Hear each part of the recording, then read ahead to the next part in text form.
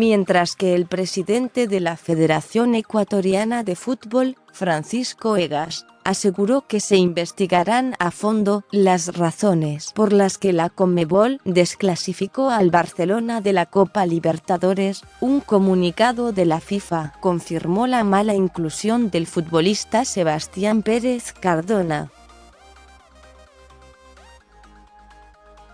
El pasado fin de semana, la Cámara de Apelaciones del Tribunal de Disciplina de la Conmebol denegó el recurso presentado por el Barcelona ecuatoriano contra la sanción que se le aplicó por la alineación indebida del colombiano durante la segunda fase de la Copa Libertadores ante el Defensor Sporting. Según los datos que proporcionó la FIFA, el 31 de enero se solicitó el trámite a la CTI desde la Federación Ecuatoriana de Fútbol a la Federación Mexicana de Fútbol y fueron 5 días después, el 5 de febrero, la fecha en la que la FEF confirmó la recepción del CTI. A partir de allí quedó reglamentada la inscripción del jugador al Barcelona de Guayaquil. Con esa fecha proporcionada, se informó que el plazo para las inscripciones provisionales vencía el 4 de febrero a las 2 de la tarde, por lo que el trámite de confirmación del fichaje quedó fuera de los plazos correspondientes.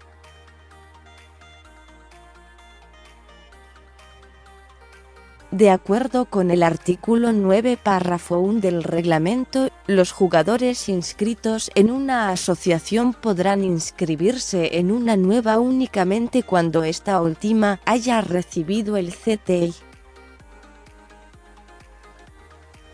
Consecuentemente, la emisión del CTI pertinente no equivale a la inscripción del jugador en la nueva asociación, detallaron desde la FIFA.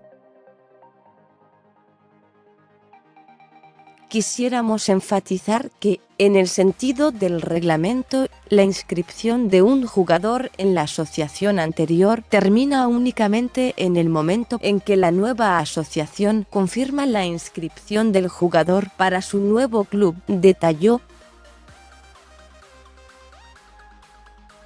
La Cámara ratificó la resolución del pasado 11 de febrero que le costó al equipo de Guayaquil la pérdida del partido de ida de la eliminatoria, con un resultado de 3-0.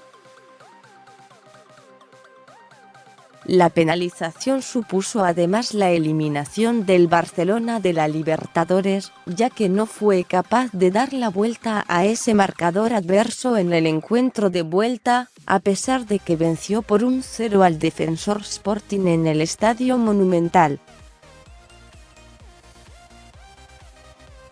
En su resolución, la Cámara de Apelaciones denegó la solicitud de revisión del equipo ecuatoriano y dio dar por archivada la causa.